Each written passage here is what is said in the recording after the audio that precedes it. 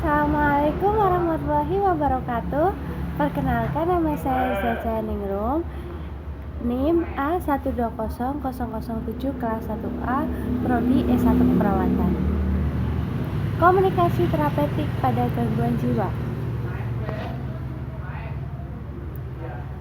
Komunikasi terapeutik adalah komunikasi yang direncanakan secara sadar, bertujuan dan kegiatannya dipusatkan untuk kesembuhan pasien. Selain berkomunikasi dengan pasien, perawat juga berkomunikasi dengan anggota tim kesehatan lainnya. Sebagaimana kita ketahui, tidak jarang pasien selalu menuntut pelayanan perawatan yang paripurna. Kalian tahu sendiri kan, kalau di rumah sakit itu pasti komunikasi antara perawat dengan pasien selalu diutamakan.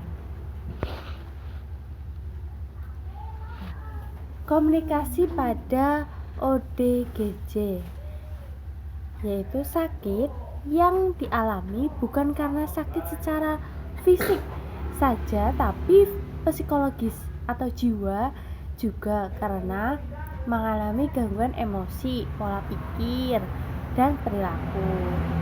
Nah, komunikasi pada orang gangguan jiwa atau ODGJ membutuhkan dasar tentang ilmu komunikasi yang benar, karena ide pada klien ODGJ sampaikan terkadang tidak menyambung atau inkoheren, berubah topik dan tidak fokus. Komunikasi ODGJ. Sebagai perawat, hendaknya menggunakan bahasa yang sopan,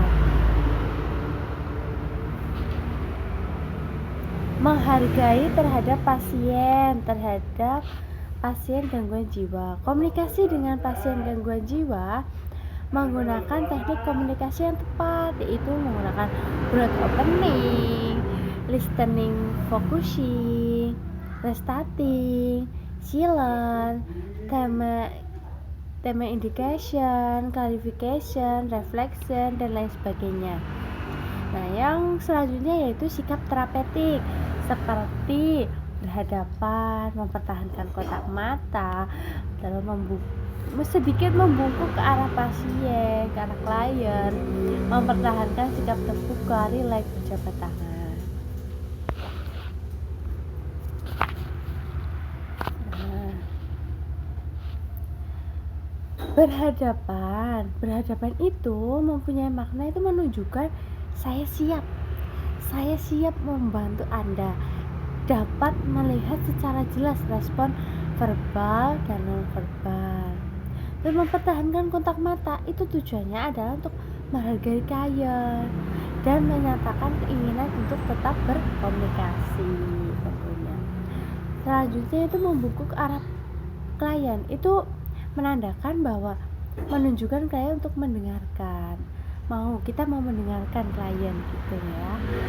Dan mempertahankan sikap terbuka, tidak melipat tangan dan kaki, itu sikap terbuka. Berjabat tangan itu menunjukkan sikap perhatian dan memberi kenyamanan pada pasien, serta memberi penghargaan atas keberadaannya.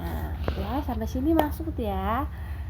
Selanjutnya itu ada prinsip berkomunikasi. Komunikasi itu ada prinsipnya loh ya, yaitu klien harus menjaga fokus utama dari interaksi. Yang kedua, tingkah laku profesional mengatur hubungan terapeutik. Yang ketiga yaitu membuka diri, mempunyai tujuan terapeutik. Yang keempat, hubungan sosial dengan klien harus dihindari. Ya, yang kelima, kerahasiaan klien itu harus dijaga. Kita sebagai perawat juga itu membuat kode etik, kita harus menjaga kerahasiaan pasien itu terutama ya. Kita harus jangan sampai membuka kerahasiaan pasien, itu nggak boleh.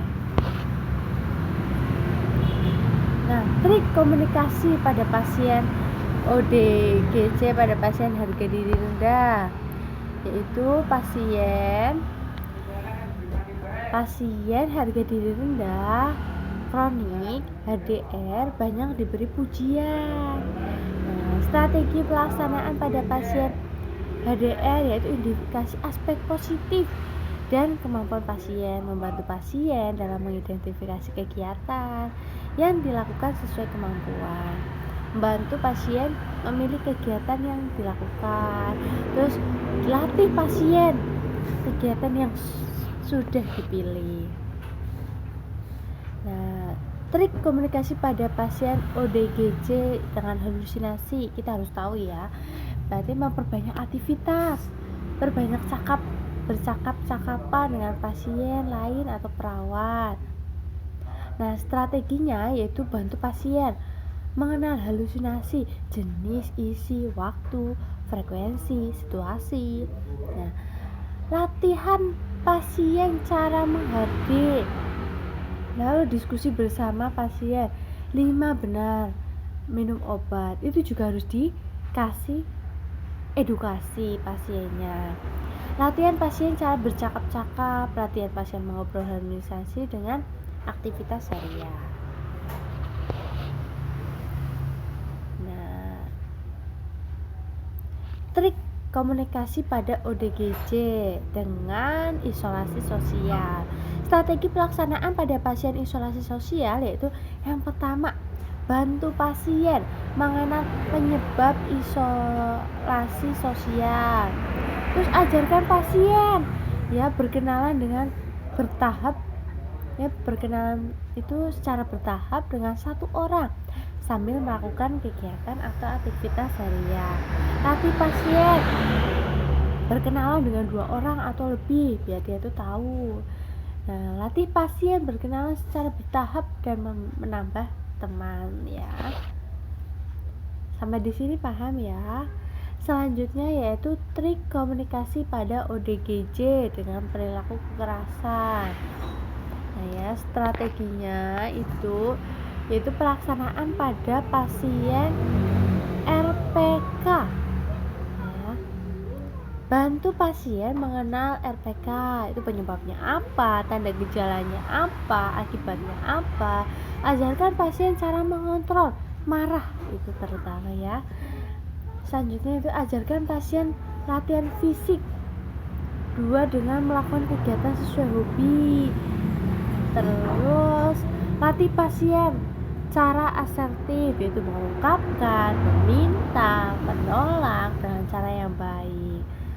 Nah, latih pasien cara spiritual, berzikir, ngaji, berwudu ya.